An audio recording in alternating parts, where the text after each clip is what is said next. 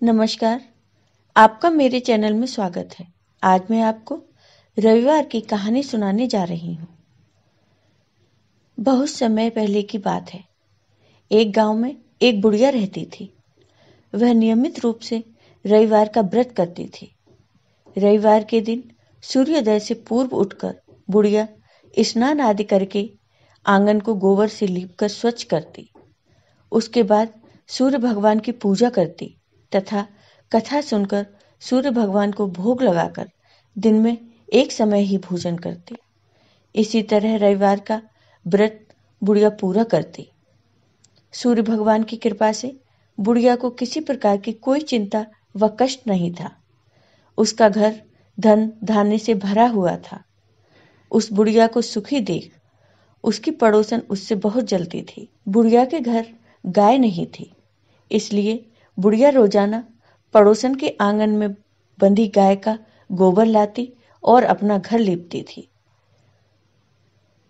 एक दिन शनिवार को रात को पड़ोसन ने अपनी गाय को घर के भीतर बांध लिया ताकि बुढ़िया अपना घर न लीप सके।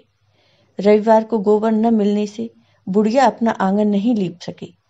आंगन न लीप पाने के कारण उस बुढ़िया ने सूर्य भगवान को भोग भी नहीं लगाया और उस दिन स्वयं भी भोजन नहीं किया।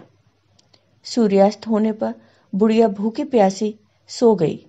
रात्रि में सूर्य भगवान ने बुढ़िया को स्वप्न में दर्शन दिए और बुढ़िया से पूछा कि आज तुमने व्रत क्यों नहीं किया और उन्हें भोग क्यों नहीं लगाया।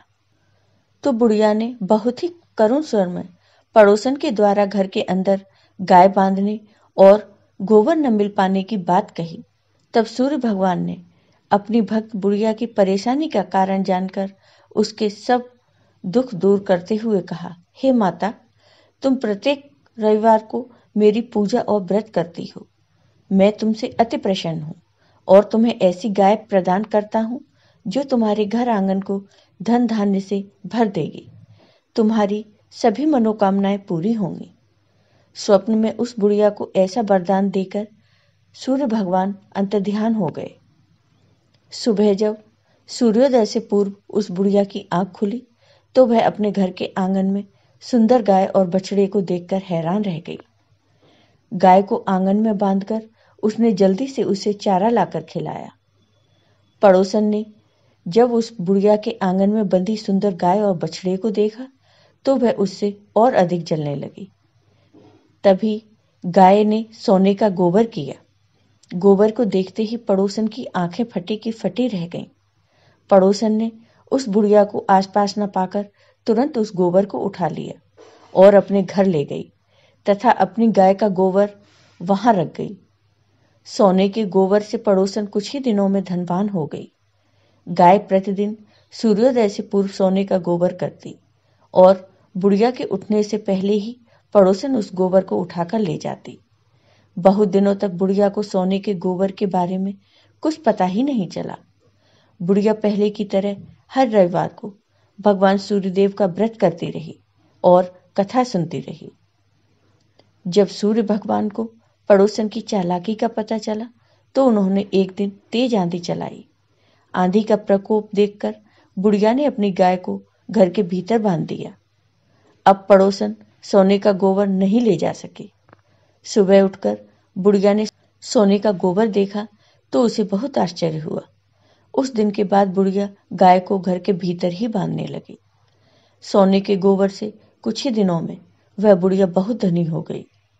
बुढ़िया के धनी होने से पड़ोसन और बुरी तरह जल भुनकर राख हो गई।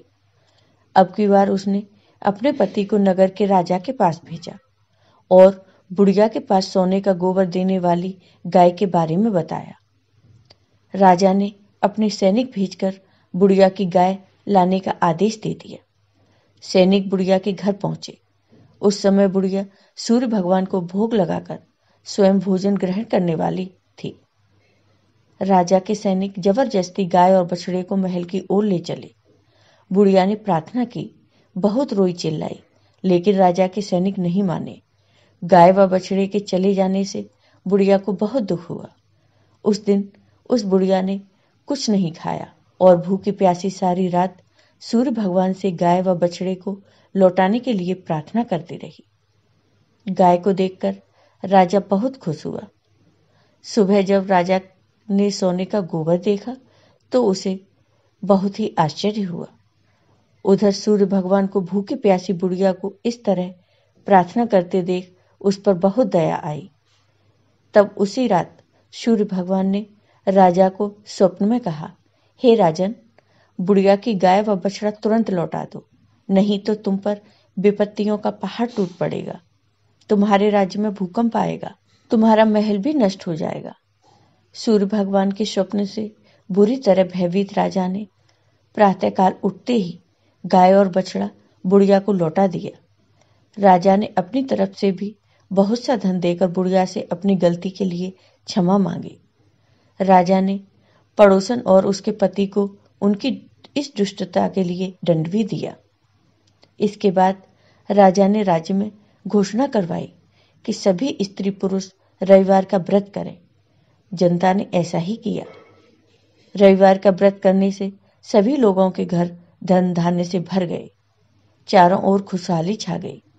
सभी लोगों के शारीरिक कष्ट दूर हो गए। निसंतान स्त्रियों की गोद भर गई। राज्य में सभी स्त्री पुरुष सुखी जीवन यापन करने लगे।